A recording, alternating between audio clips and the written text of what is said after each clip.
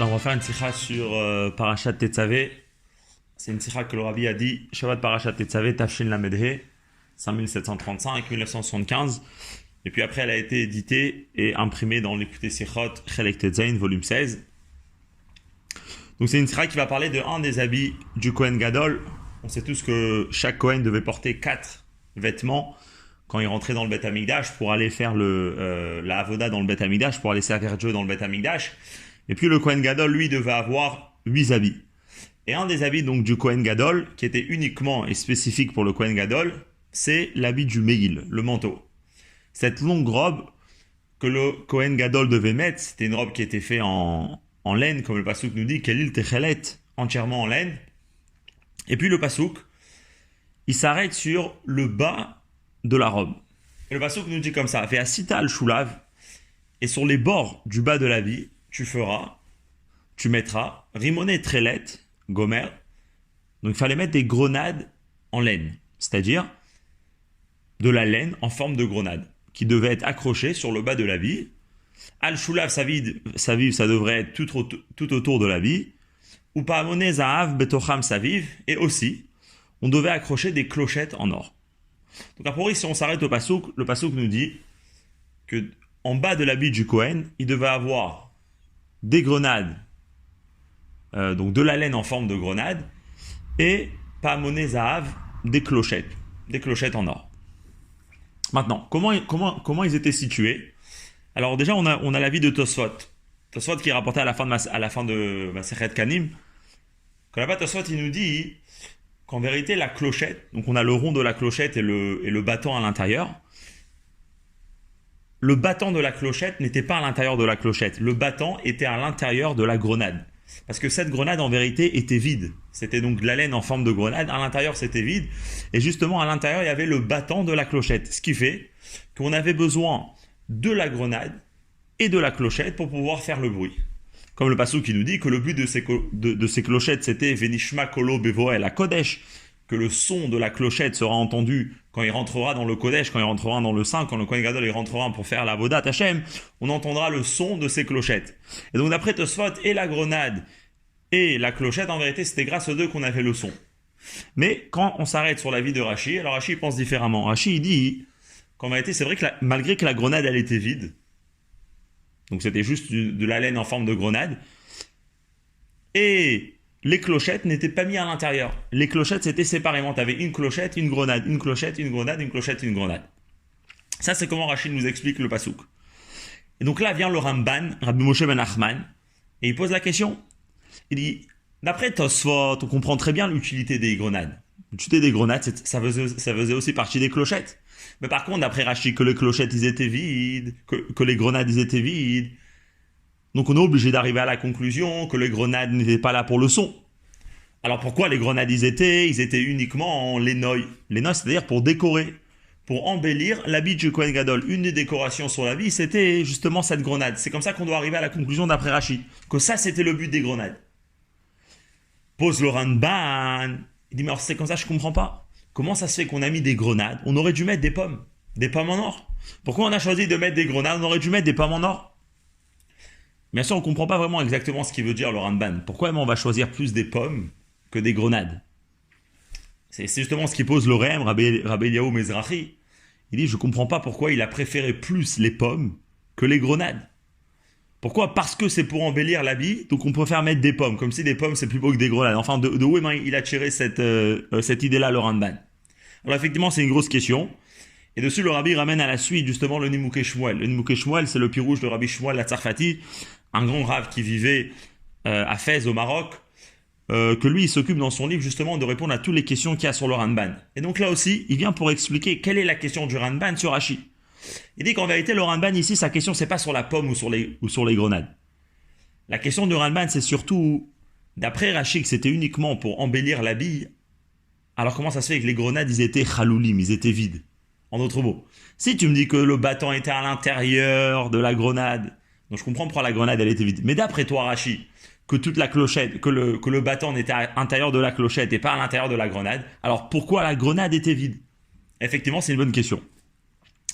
Juste que le Rabbi il s'arrête et il dit qu'à priori c'est pas ça la question du Ramban.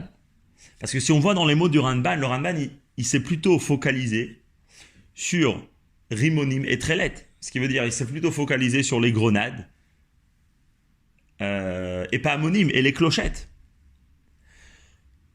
Donc on repart au début. La question du Ramban est obligée d'être comment ça se fait que Rashi a choisi plus les grenades que les pommes. Et là, la question du Rabbi, donc elle est, qu'est-ce qui se cache derrière cette question du Ramban? Pourquoi des pommes vont être plus beaux que des grenades? On avance dans le Seif Bet. Dans le Seif Bet, le Rabbi, il va commencer à donner une réponse qui va être finalement complètement donnée à la fin de la Sikha, vers le Seif, à la fin du Seif Vav. Déjà, le but de la réponse, ça va être comme ça. Que puisque le Ramban, il arrive à la conclusion que pourquoi ces grenades étaient sur le vêtement d'après Rashi, c'est pour embellir l'habit.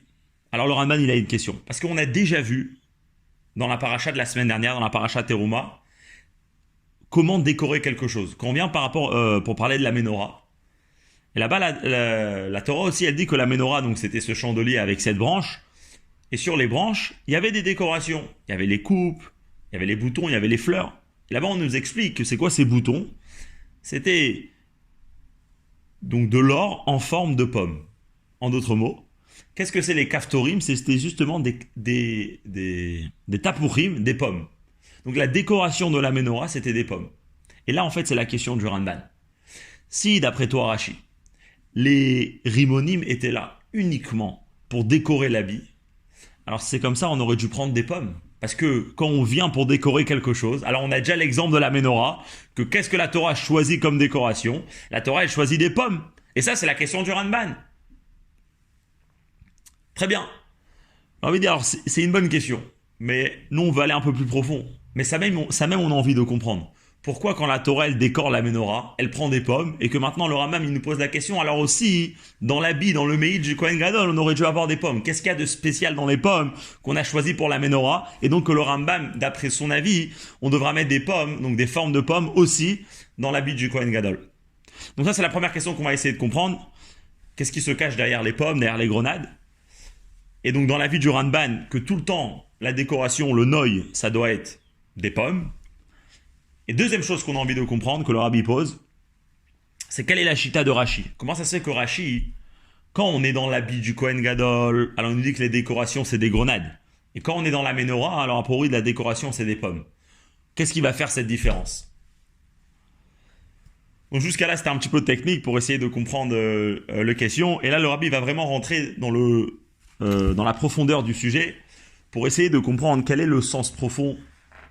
Qu'est-ce qui se cache derrière les pommes et les grenades?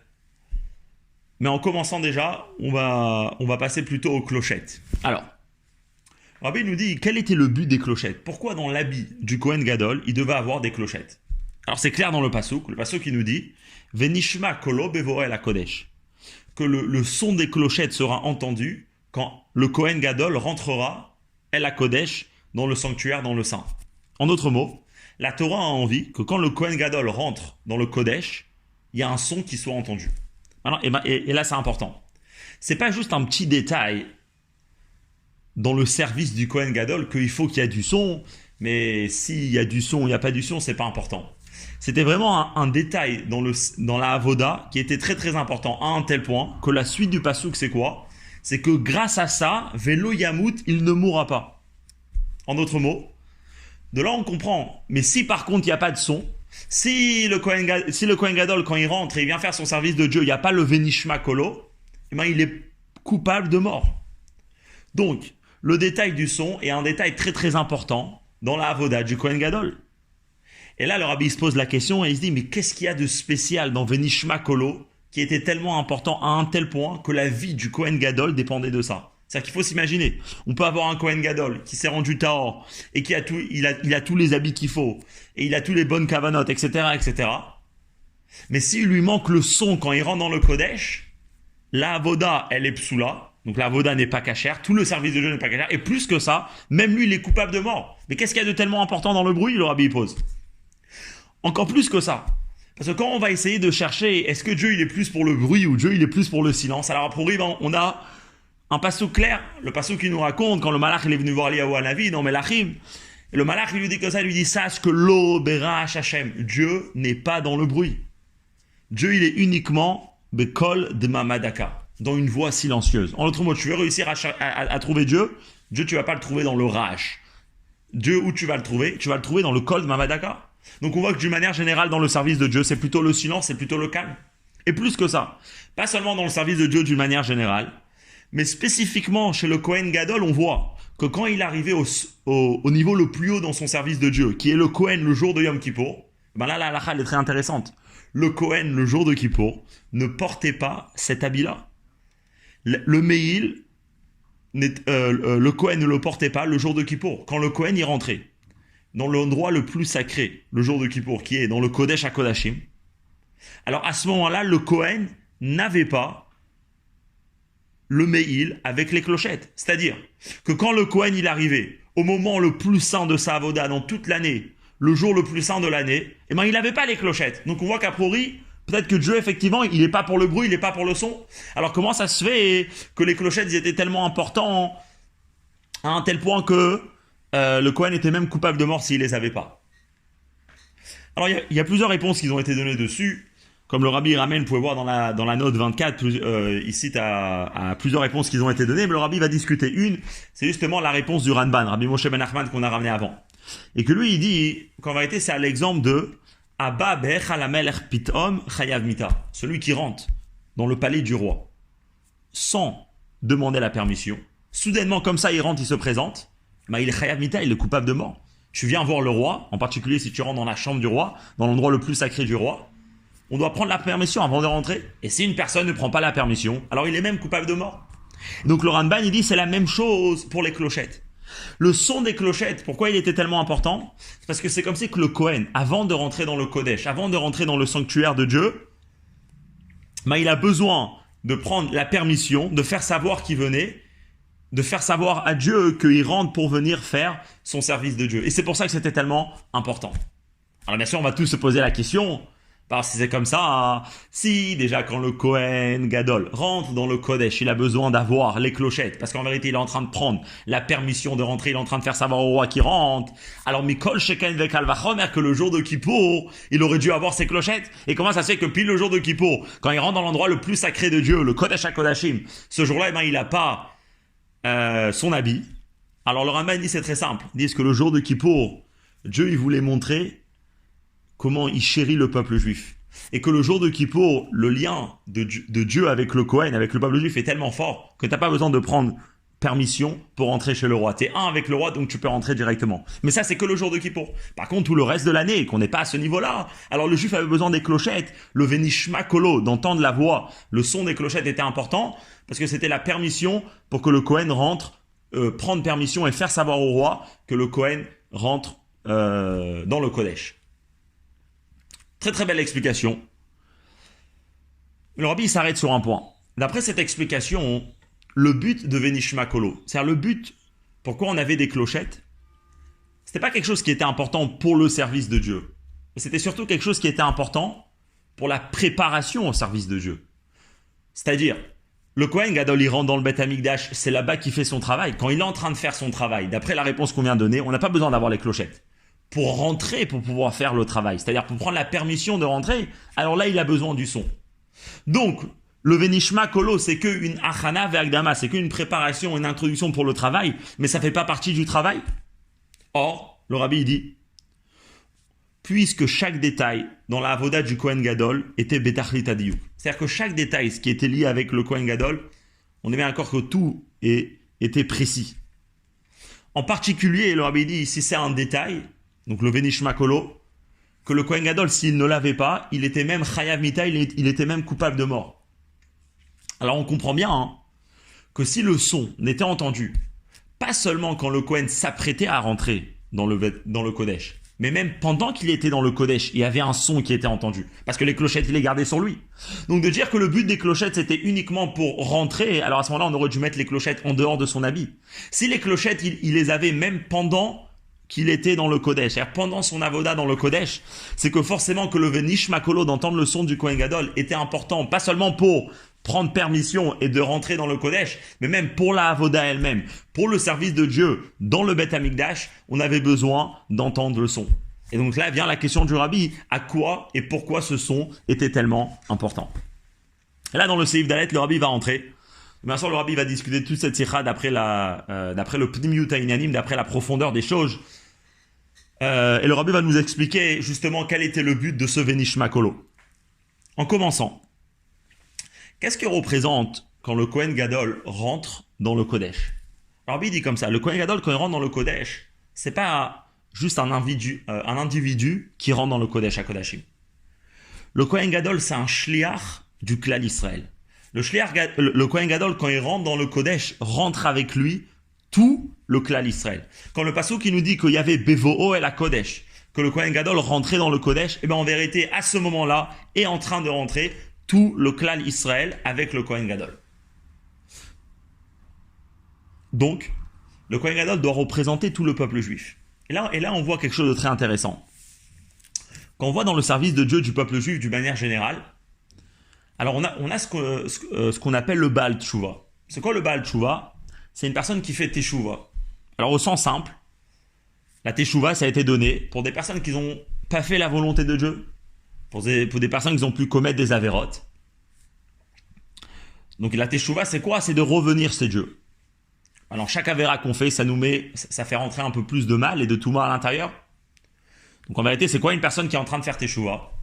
Une personne qui est en train de faire Teshuva, c'est une personne qui passe d'un stage de Touma, d'impureté, de mal, à un stage de Gdusha, de Elokud, de sainteté, de divinité. Alors Rabbi dit comme ça.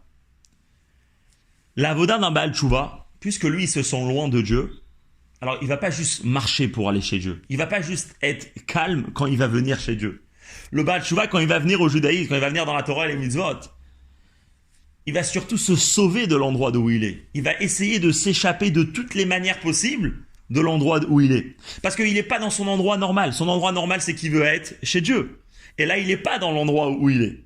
Donc, de quelle manière, qu'est-ce qu'il va essayer tout le temps de faire? De se sauver au maximum qu'il peut. Et à ce moment-là, on sait très bien que quand une personne il est dans un tel état d'esprit de se sauver d'un danger, comme il donne l'exemple de quelqu'un qui veut se sauver d'un danger de mort, à ce moment-là, il n'y a plus tellement de calme. Il n'y a plus tellement de patience, etc. C'est beaucoup fait avec beaucoup de bruit, beaucoup de cris, parce que ici, il y a une situation qui n'est pas normale. En autre mot, quand on essaie de se sauver d'un endroit, il y a beaucoup de bruit, et il y a beaucoup de cris, la personne elle commence à crier, etc., pour se sauver de l'endroit où il est. Maintenant, ça c'est vrai, donc pour un Baal Teshuva aussi, que le Baal Teshuva qui veut se sauver et qui veut partir du mal qui est à l'intérieur de lui, c'est pour ça que le Baal Teshuva il aura beaucoup de bruit, beaucoup d'excitation, etc. Mais ça c'est vrai pas seulement pour le Baal Teshuva, en vérité, même une personne qui a fait aucune avéra, une personne qui était tout le temps dans le bon chemin, lui aussi a tout le temps du bruit. Pourquoi? Parce que chaque personne, s'il fait un cheshbon nefesh, il commence à réfléchir à l'intérieur de lui. Même si au niveau de ses actions, il est parfait, mais est-ce qu'à l'intérieur de lui, est-ce que vraiment je suis proche de Dieu? Est-ce que j'ai pas l'âme animale qui est à l'intérieur de moi, qui est restée avec toute sa puissance? Est-ce que j'ai pas des envies d'animaux? Que tout ça me fait en vérité que je suis pas dans l'endroit de Dieu. Que tout ça me font à moi aussi que je suis peut-être dans les actions attachées à Dieu, mais à l'intérieur de moi, pas forcément que je suis proche de Dieu. Peut-être qu'à ce moment-là, je suis moi aussi rachok de Dieu, je suis moi aussi de loin. Et le Rabbi va encore plus loin. Même une personne qui a réussi à contrôler son effet Shabbahamit, et donc lui, à l'intérieur de lui, c'est uniquement son effet Shaelokid qui est présent. Mais ça même que lui, il se ressent. Juste le fait d'être un yesh, juste le fait d'exister, ou Metziou, juste le fait d'être une existence dans ce monde, ça même, ça montre qu'il y a moi et qu'il y a Dieu. Et donc, quand la personne est en train de servir Dieu, il est en train de venir d'un endroit qui est loin de Dieu pour être proche de Dieu.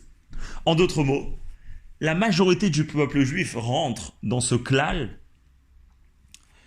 de venir de loin pour se rapprocher de Dieu. Et quand on vient de loin pour se rapprocher, alors à ce moment-là, comme il dit dans la sikha, c'est avec kol raj gadol. On essaye de se sauver de la situation dans laquelle on est, donc il y a beaucoup de bruit, il y a beaucoup de mouvement. D'ailleurs, c'est une des histoires qu'on raconte, qu'une fois on est venu demander au Baal Shem Tov, comme on sait tous, les chassidim, ils prenaient beaucoup de temps pour prier, et priaient avec beaucoup d'enthousiasme, il y avait beaucoup de bruit, des fois même ils criaient, et ils faisaient beaucoup de mouvements, etc. Donc on est venu voir le Baal Shem Tov, on a dit c'est quoi cette manière de prier? Pour lui ça a l'air une manière qui est pas, c'est pas calme, c'est pas raffiné, c'est pas Le Bachatov, il a répondu, il a dit c'est très simple. Il a dit c'est comme quelqu'un qui est en train de se noyer dans l'eau. Alors à ce moment-là, il va faire énormément de mouvements incompréhensibles. Il va commencer à crier. Il va faire beaucoup de choses qui sont pas normales. Il y aura beaucoup de bruit. Ça va pas être la situation normale. Pourquoi ? Parce que ici, il est en train de se sauver de la mort. Ici, il est en train de se sauver du mal. Et donc il dit pareil. Un chassid, au moment de la prière, il essaye de s'attacher à Dieu. Il essaye de sortir de l'endroit d'où il est, qui est loin de Dieu. Et donc automatiquement, quand on sort d'un danger pour venir à l'endroit de Dieu, et ben ça fait du bruit, il y a des mouvements, il y a un grand shtourem, comme le rabbi dit. Et donc là, on comprend que le rach, en vérité, c'est lui quelque chose de positif, parce que ça montre sur le rapprochement du juif envers Dieu. Ah, pour lui, on va se poser la question, on a vu avant le pasouk de Malachim qui nous dit Lo berach Hashem, Dieu n'est pas dans le bruit. Mais là, ici, c'est le diouk. Dans le pasouk, c'est écrit Lo berach, et quel nom de Dieu on met ? Hashem, Yudke Vavke. C'est quoi Yudke Vavke ? Yudke Vavke, c'est un niveau de Dieu qui est au-dessus du monde. Un niveau de Dieu qui dépasse toutes les limites, qui dépasse toute la structure avec laquelle le monde il a été créé. Et là, on te dit effectivement, quand un juif il a atteint ce niveau, alors à ce moment-là, l'obérach, il n'est pas dans le bruit parce qu'il a besoin d'avoir la soumission et l'annulation totale, sans pas du tout exprimer la personne qui est à l'intérieur de lui et uniquement laisser la présence de Dieu de résister à l'intérieur. Mais tant qu'une personne est donc justement d'une kol de mamadaka d'une voix silencieuse, mais tant que la personne n'est pas arrivée à ce niveau-là, hein, et tant que la personne est encore dans une situation où le monde existe à l'intérieur de sa vie, où le yesh et la metsiout, c'est lui quelque chose d'important dans sa vie, et lui il essaye de s'approcher de Dieu, alors oui, pour passer de ce stage-là à la divinité, à la gdusha, ça fait du bruit, c'est un rach. Et maintenant on va comprendre quel est le sens profond. Comment ça se fait que quand le Kohen Gadol, pendant toute l'année, quand il rentrait dans le Kodesh et avait besoin d'avoir Venishma Kolo, qu'un son soit attendu, du bruit soit entendu, c'est simplement parce que le Kohen à ce moment-là, comme on a dit au début, c'était pas seulement lui qui était en train de rentrer, mais c'était tout le klal Israël, tout le peuple juif qui sont en train de rentrer avec lui dans le service de Dieu. C'est tout le klal Israël qui sont maintenant en train de servir Dieu. Donc les clochettes, c'est pas seulement pour l'introduction, mais les clochettes, c'est pendant le service de Dieu que le Kohen il en a besoin. Pourquoi ? Parce que puisque le Kohen dans son service de Dieu, il représente le service de Dieu de tout le peuple juif, donc il représente aussi le service de Dieu de ceux que la seule manière de servir Dieu, c'est avec beaucoup de bruit, tous les Baal Tshuva, tous les gens qui s'éloignent du mal pour se rapprocher à la divinité, c'est eux que le Kohen est en train de représenter. Et c'est ça ce que le son il représente, le service de Dieu de ces juifs simples qui essayent de s'échapper du mal. Et d'ailleurs, c'est pour ça que les clochettes ils étaient aussi béchoulés à Meïl, en bas de l'habit, au bord en bas de l'habit. Pourquoi ? Parce que c'est où qu'il y a un son, c'est où qu'il y a une voix, c'est où qu'il y a du bruit qui est entendu. Dafka, c'est chez ces juifs-là qui sont dans un niveau qui sont bas, ils sont en bas de l'habit. Pour un juif qui est haut, qui est dans un niveau, effectivement, son service de Dieu, comme on a vu avant, l'Obérach Hashem, un juif qui est au niveau de Yudke Vavke, alors lui, il n'y a pas beaucoup de bruit, c'est uniquement le bitou, la soumission, etc., pour s'adapter avec Dieu. Et pour rester chez Dieu. Par contre, ce juif-là qui est en bas du manteau, alors lui, il y a du bruit et c'est lui que le Kohen est en train de représenter quand le Kohen rentre pour servir Dieu. C'est ce service de Dieu de ce juif-là que le Kohen doit aussi représenter quand il est à l'intérieur du Kodesh. Et donc on comprend aussi comment ça se fait que c'est tellement important que la vie du Kohen dépend de ça. Parce que c'est très simple. Si le Kohen rentre dans le Kodesh, mais le Kohen il veut pas prendre avec lui ses clochettes, le Kohen il veut pas faire du bruit, c'est-à-dire le Kohen il veut pas représenter ces juifs là qui sont dans un niveau très très bas. Alors ou bien il veut pas les représenter parce qu'ils sont très très bas, ça peut être une manière, mais comme le rabbi dit à l'intérieur de la Sikha, ça peut être une autre manière, parce que le Kohen lui-même veut expérimenter un service de Dieu qui est beaucoup plus haut. Le Kohen lui-même veut expérimenter un service de Dieu qui est Kol Mamadaka, qui est un niveau qui est beaucoup plus haut, qui est le niveau de Yudke Vavke. Alors le rabbi dit comme ça, même si ce Kohen là, ses intentions, pourquoi il veut pas prendre avec lui ces juifs là, c'est parce qu'il veut avoir une avoda qui est beaucoup plus haut, la avoda de Kol Mamadaka, mais automatiquement, il a plus raison d'être. Parce que c'est quoi le Kohen Gadol dans le Kodesh ? C'est tout le peuple juif qui est en train de rentrer. C'est le klal Israël qui est en train de rentrer. Et le klal Israël n'est pas entier s'il n'y a pas tous les juifs à l'intérieur. S'il n'y a pas tous les juifs, comme le pasteur qui nous dit, depuis le Rachechem Shiftechem, depuis celui qui est à la tête de la génération, jusqu'à le Chotev Etzecha et Shoev Memecha, si même celui qui coupe le bois, celui qui va plus de l'eau, même les juifs les plus simples, s'ils sont pas là, on n'a pas le klal Israël. Donc le Kohen Gadol qui représente tout le peuple juif ensemble, s'il lui manque même les juifs a priori qui sont en bas de l'habit, même les juifs qui sont les juifs les plus bas, mais puisque lui il représente tout le peuple juif, et tout le peuple juif est là uniquement si tout le monde est là. Donc le Kohen qui veut pas représenter ces juifs-là, le Kohen qui n'aura pas de bruit quand il va rentrer dans le le Kodesh, et ben automatiquement il a plus de raison d'être, c'est plus le shiar du klal Israël, c'est un individu qui rentre, et pour un individu il n'y a pas la permission de rentrer, c'est uniquement pour un shliar, pour qui représente tout le peuple juif, qu'il y a la permission de rentrer. Et ça c'est le sens profond, comment le rabbi répond pourquoi le Venishma Kolo était très très important. Alors bien sûr on va se poser la question, si le Venishma Kolo était très important, et si le Kohen même s'attouchait à sa vie de faire entrer avec lui tout le peuple juif, alors comment ça se fait que le jour de Kippour, il n'avait pas ses habits? Chasvé Shalom de dire que le jour de Kippour, il n'allait pas représenter tous ces juifs. Mais là, le rabbi donne une très belle explication dans le Seifé, il dit comme ça. Il dit, c'est quand qu'on voit un juif, qu'un juif, il est en bas de l'habit, qu'un juif, son service de Dieu, c'est un service de Dieu qui fait du bruit, parce qu'il est loin, et il essaye de se rapprocher, c'est uniquement quand tu rentres dans le Kodesh. Pas dans le Kodesh à Kodashim. Dans le Kodesh, alors effectivement, il y a des niveaux différents dans le peuple juif. Il y a le Rachechem, Shiftechem, il y a la tête. Et puis après, il y a aussi Chotev Etzecha et Shoev Memecha. Et alors à ce moment-là, comment le juif qui est le juif simple, le juif loin, comment il est représenté? Il est représenté par le Venishma Kolo, par le Rach, par le bruit. Mais quand ça arrive le jour de Kippour, que le jour de Kippour, tous les juifs sont comparés à des malachim. Le jour de Kippour, comme ça expliquait beaucoup dans la Chassidoute, c'est l'attachement du Etzem de Dieu, de l'essence de Dieu, avec l'essence de Juif qui se dévoile. Alors ce jour-là, le rabbi précise, chaque Juif, même ceux que à la base, ils sont en bas du manteau, même ceux que à la base, leur service de Dieu, il est représenté par du bruit, parce qu'ils sont loin, mais ce jour-là, chaque juif est le plus proche et le plus uni avec Dieu qu'on peut s'imaginer. C'est le niveau de Yechida et Yardar. En d'autres mots, le jour de Kippour, il n'y a pas des juifs qui font du bruit. Parce que même le juif qui fait du bruit pendant l'année, le jour de Kippour, il fait pas de bruit parce qu'il est proche de Dieu. Il a pas besoin de faire du bruit parce qu'il est à sa place naturelle. Donc c'est pour ça que le jour de Kippour, quand le Kohen Gadol il rentre et il n'y a pas de bruit qui est entendu, c'est pas Chas Veshalom qu'il n'est pas en train de les représenter. Bien sûr qu'il les représente, mais ce jour-là il les représente par le Kol de Mamadaka. Ce jour-là il les représente par justement pas avoir de bruit parce que eux ils sont proches de Dieu, eux ils sont un avec Dieu. Donc la manière comment on va les représenter, c'est de la même manière qu'on va représenter les tzadikim qui sont tout le temps avec Dieu. Et c'est pour ça que le jour de Kippour, il n'y avait pas les clochettes, pas Chas Veshalom. Parce que le juif n'était pas représenté ce jour-là, mais au contraire, parce qu'il était représenté, mais ce jour-là, il n'y a pas de juif qui est en bas du manteau. Ce jour-là, tous les juifs, ils sont le plus proche possible de Dieu. Et là on est au Seif Vav. Jusqu'à là, le rabbi, il a expliqué le but des clochettes et le but du son.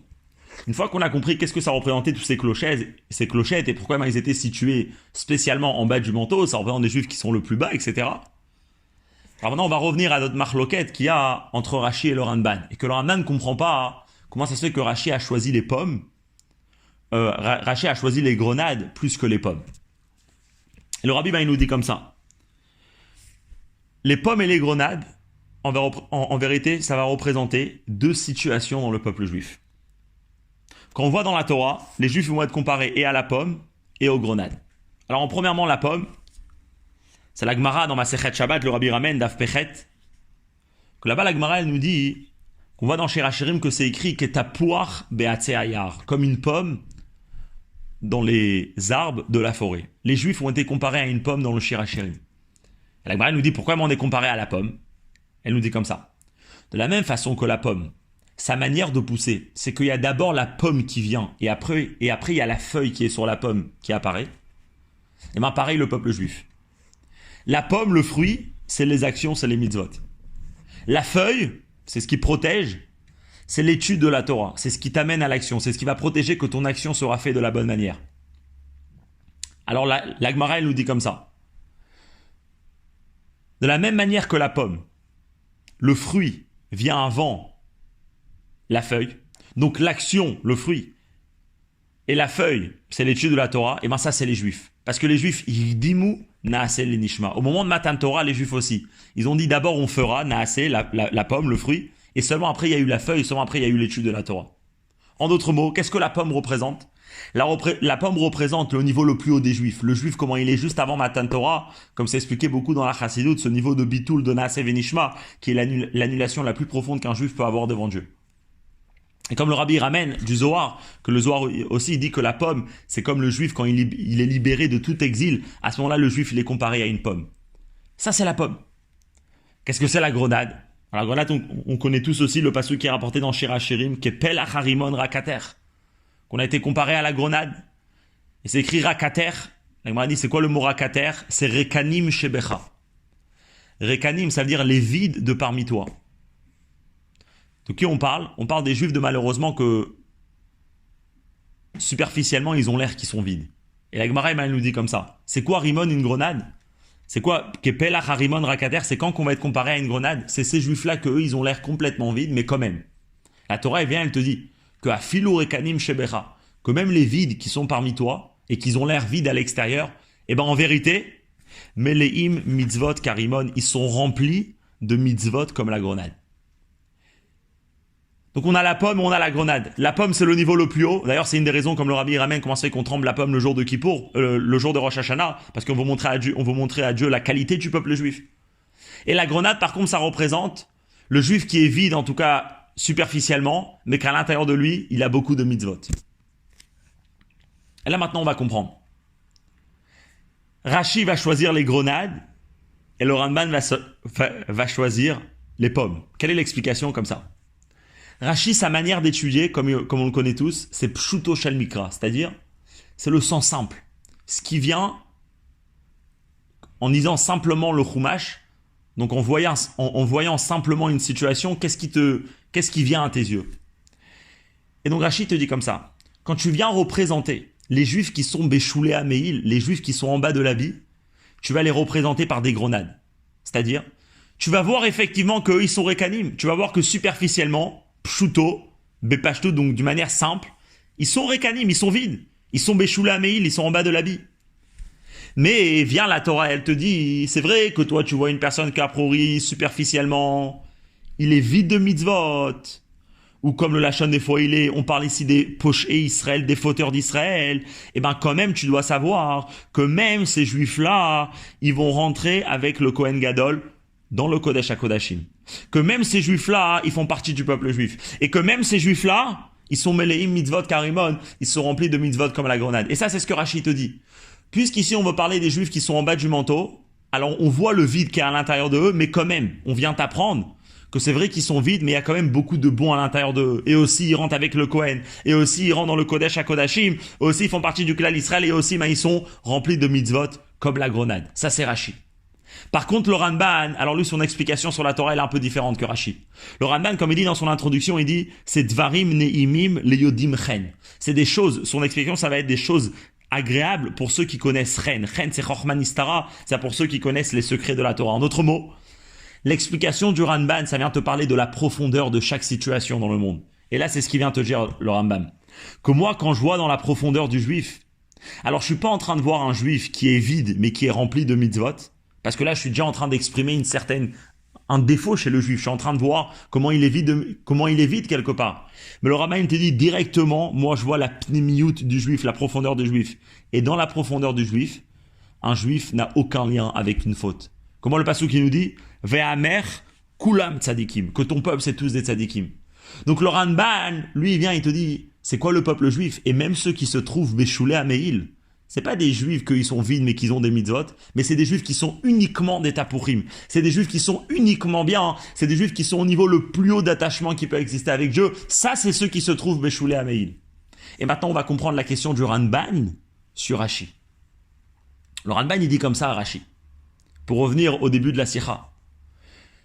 Une fois qu'on est d'accord que le but de ces rimonimes qu'ils étaient en dessous de l'habit, c'était pas pour le bruit, mais c'était pourquoi? Pour exprimer la beauté. C'était l'énoï, comme on a conclu au début de la Sikha. En d'autres mots, c'est pour exprimer la beauté du peuple juif, dans le sens plus profond.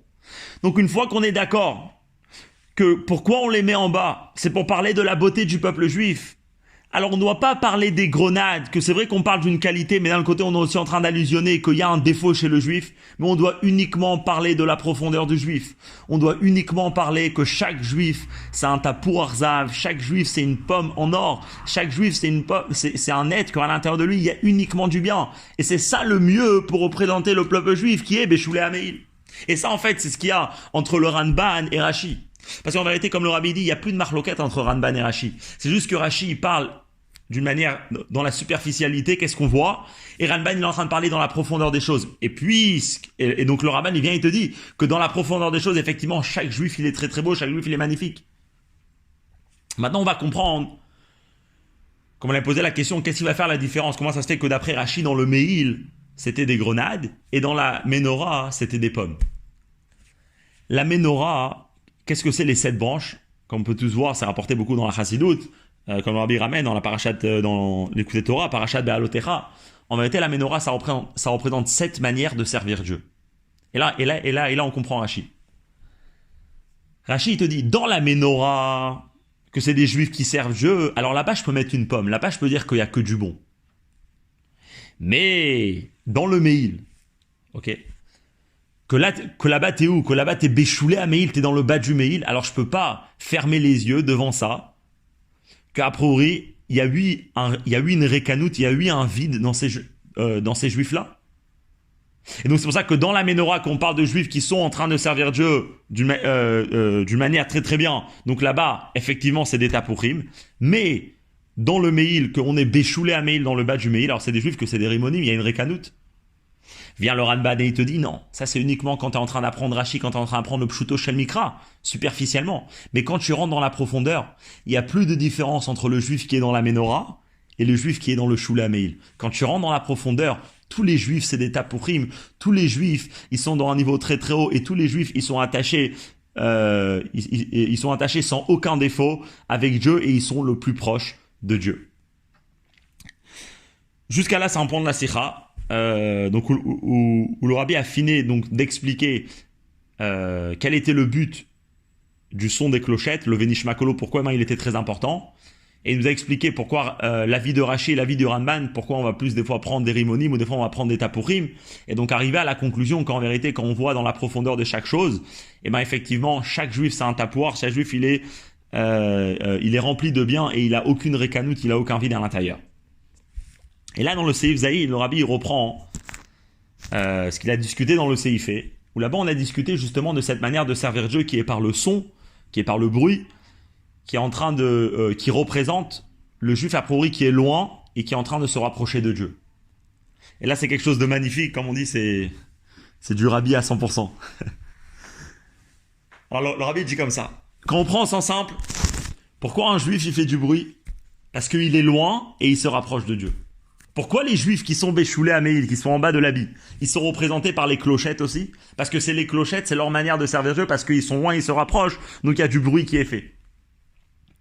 Mais plus profondément, le Rabbi dit, en vérité, il y a une qualité dans ce service de Dieu qui est fait avec du bruit, qu'il n'est pas dans le service de Dieu qui est fait de ceux qui sont au niveau de Yud Kevavke, de ceux qui sont dans cette avoda qu'on appelle la avoda de Bitoul. Pourquoi?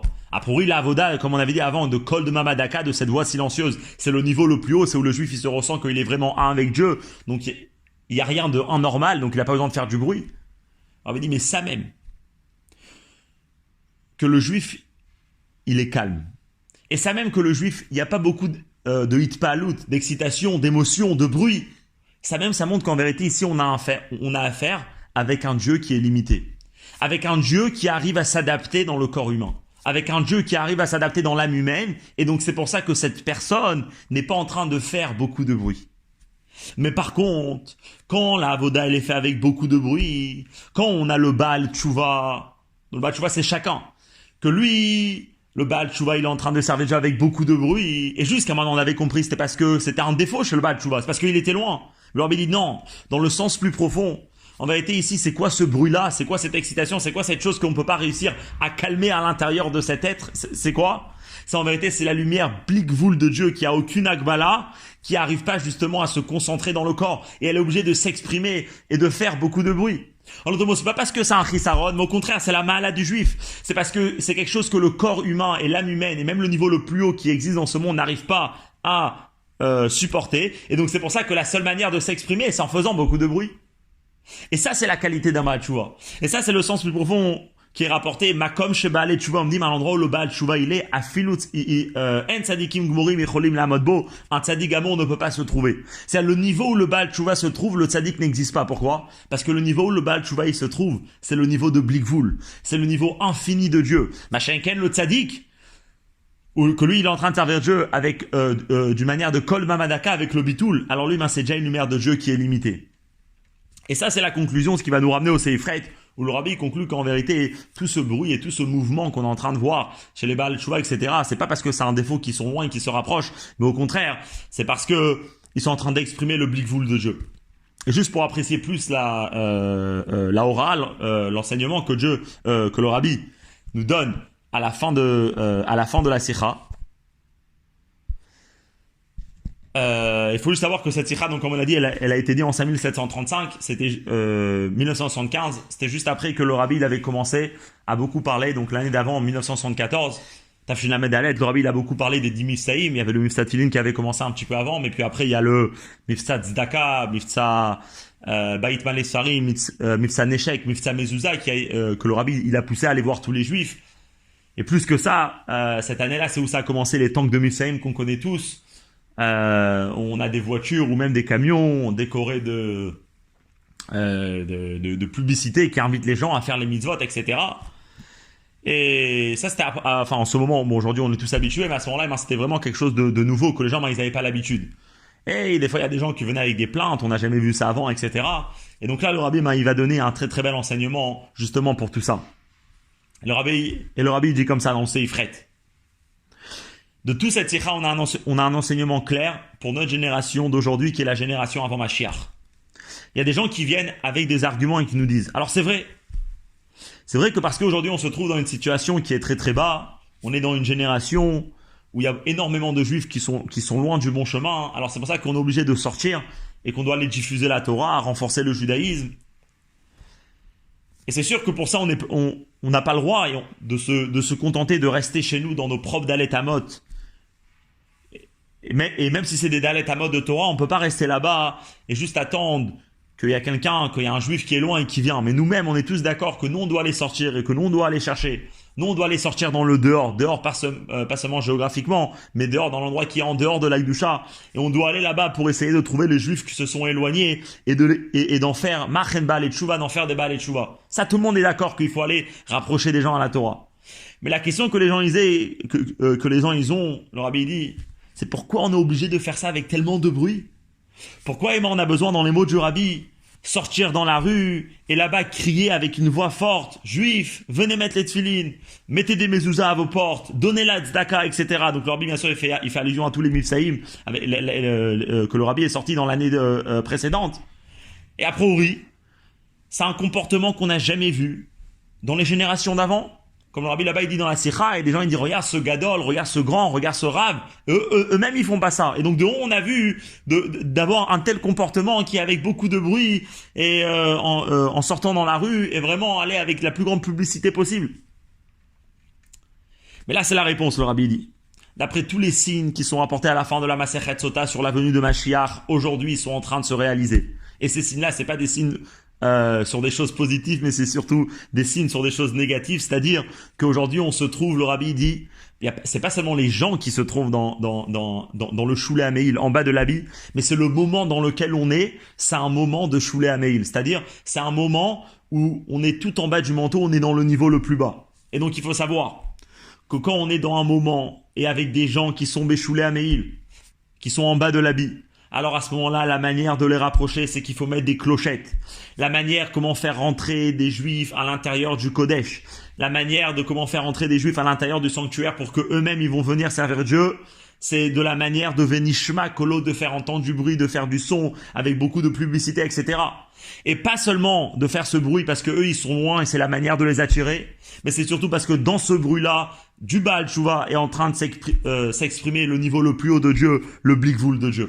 Et ça, c'est l'enseignement qu'on doit prendre du Venishma Kolo, de la manière comment rapprocher les Juifs. Et que le faire de cette manière-là, c'est parce qu'aujourd'hui, c'est vrai que ça n'existait pas dans les générations d'avant, parce qu'avant on n'était pas en bas de l'habit, avant on était dans l'habit lui-même, aujourd'hui qu'on se trouve tout en bas, alors là-bas le service de Dieu c'est les clochettes, c'est le son et le bruit. Et ça c'est la première aura. Une deuxième aura, le rabbi dit, c'est pas seulement qu'on doit, c'est encore plus que ça.